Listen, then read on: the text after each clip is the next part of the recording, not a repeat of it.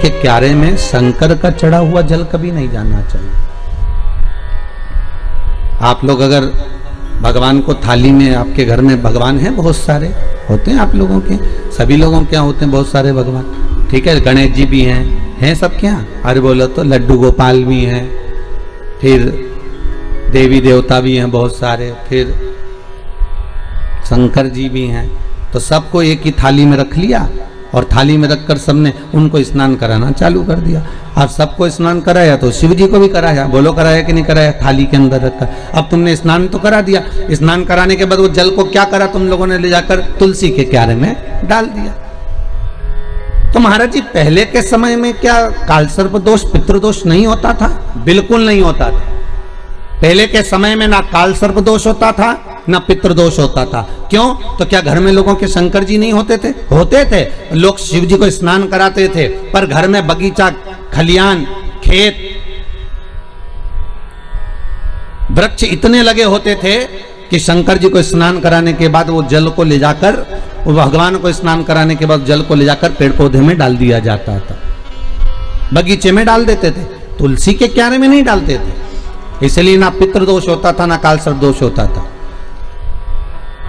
अब दुनिया के लोग भगवान को स्नान करा के ले दे के एक ही पौधा घर में दिखता है, वो तुलसी जी का, बस स्नान कराया और तुलसी जी में ले जाकर डाल दिया। तो तुलसी जी में ले जाकर डाला तो उससे शास्त्र कहता है कि अगर शिव जी का चढ़ा हुआ जल तुलसी के क्यारे में जाएगा तो सर्प के डसने का दोष लग जाएगा, जिसको हिंदू धर्म में काल सर्प दोष कहा गया।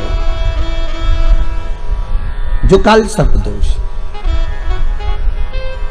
अच्छा बड़ा विचित्र काम है। कई कई गांवों में आप लोगों ने भी देखा होगा, यहां तो ठीक है परंतु हमने महाराष्ट्र में बहुत देखा। महाराज कई कई गांवों में तुलसी के क्यारे के नीचे शंकर जी को रखते हैं। ये तुलसी के कुंड के अंदर शंकर जी को रखेंगे, पर ये दो कोई आपको अलग अलग तरह से ना जाने घुमा फिरा के, ना जाने बुद्धि ऐसी फेर कर गलत चीज बताएगा ना, तो वो समझ में आ जाएगी आप लोगों। दुनिया की आदत है।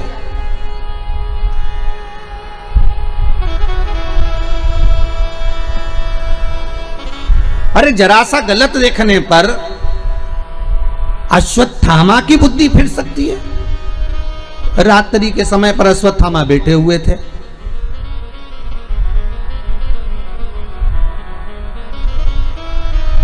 और रात्रि के समय पर अश्वत्थामा बैठे, और बैठे बैठे अश्वत्थामा ने क्या देखा कि एक वृक्ष के कोटर में कौवे के अंडे रखे हुए हैं, कौवे के बच्चे रखे हुए हैं, और एक उल्लू रात्रि के समय पर उड़ता उड़ता आया और वो कौवे के अंडों को उसने, रात के समय कौवा जब सो गया तो उसके अंडों को, उसके बच्चों को मार दिया। किसने? उल्लू ने। अश्वत्थामा ने देख लिया इससे जोरदार कोई काम नहीं हो सकता। अगर ये पांडव जीते, नेत्र खुलने के बाद अगर नहीं मर रहे, तो एक काम करता हूं, जैसे उल्लू रात को आया और उसने कौवे के अंडों को मार दिया, कौवे के बच्चों को मार दिया, तो अश्वत्थामा ने भी विचार करा एक काम करता हूं, मैं भी सोते समय पर जाता हूं और मार देता हूं। और अश्वत्थामा ने करा क्या, जब पांडवों के पुत्र सो रहे थे और अश्वत्थामा उनको सोते हुए को मार आया, सोते हुए।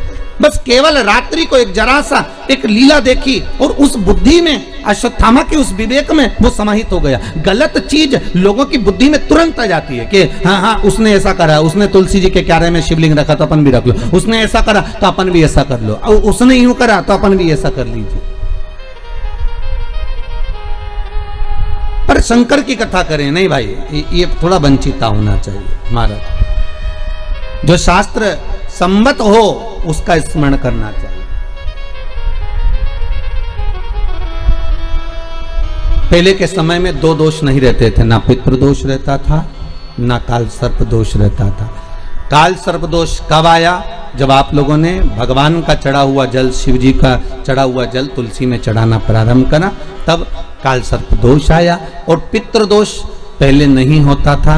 क्यों? क्योंकि लोग घर के मटके में से, घर के हंडे में से, घर के परिंदे में से लोटा भरकर पानी लेकर जाते थे और शंकर को चढ़ाते थे। घर का जो रसोई घर होता था वो बीच केंद्र में होता था, रसोई घर के मध्य में होता था, तो वहां से जब पानी लेकर जाते थे, परिंडा, मटका, हंडा पितरों का स्थान माना गया है। वहां से जब पानी भरते और ले जाकर शंकर जी को चढ़ाते, तो पूरे घर में से पानी निकलकर जब शिव को चढ़ने के लिए जाता था, तो पूरे घर का वास्तु दोष, पितृदोष समाप्त हो जाता था। अब आज के जमाने में मंदिर का लोटा उठाकर मंदिर का पानी भरकर शंकर जी को चढ़ा देते हैं, तो ना वास्तु दोष समाप्त होता है, ना पितृदोष समाप्त होता है, ना कालसर्प दोष समाप्त होता है।